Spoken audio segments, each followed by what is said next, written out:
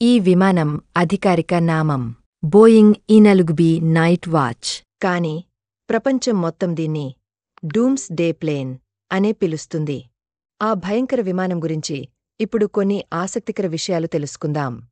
Doomsday plane గా పిలువబడే E4B night watch మంగళవారం లూసియానా నుండి మేరీల్యాండ్కు అకస్మాత్తుగా విమానంలో ప్రయాణించిన తర్వాత వార్తల్లో నిలిచింది. ఈ విమానం అధ్యక్షుడు, రక్షణ కార్యదర్శి, జాయింట్ చీఫ్స్ ఆఫ్ స్టాఫ్లకు వైమానిక కమాండ్ సెంటర్లాగా పనిచేస్తుంది.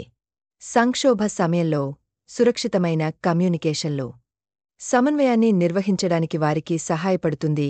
ఈ యుద్ధ విమానం బోసియర్ సిటీ నుండి సాయంత్రం 5:56కి బయలుదేరి తీరప్రాంతం వెంబడి ప్రయాణించి వర్జీనియా నార్త్ కరోలినా సరిహద్దు దగ్గర చక్కర్లు కొట్టి రాత్రి 10:01 గంటలకు జాయింట్ బేస్ ఆండ్రూస్లో ల్యాండ్ అయింది. విమానం 4 గంటలపాటు గాల్లోనే ప్రయాణించింది. దీంతో ఒక్కసారిగా వార్తల్లో నిలిచింది.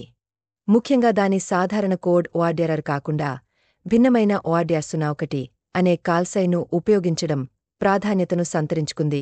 ఈ బోయింగ్ E4B నైట్ వాచ్లో 112 మంది ప్రయాణించే సౌకర్యముంది.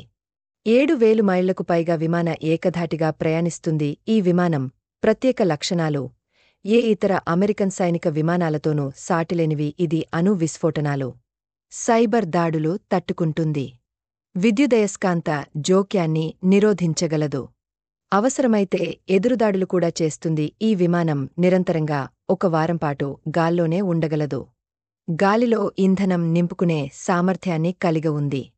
ఇది ఏకధాటిగా 35.4 గంటలు ప్రయాణిస్తుంది. విమానం లోపలి భాగంలో 18 పడకలు, బ్రీఫింగ్ల కోసం 1 గది, మీటింగ్ హాల్, కమాండ్ స్పేస్, విశ్రాంతి గదలు ఉన్నాయి.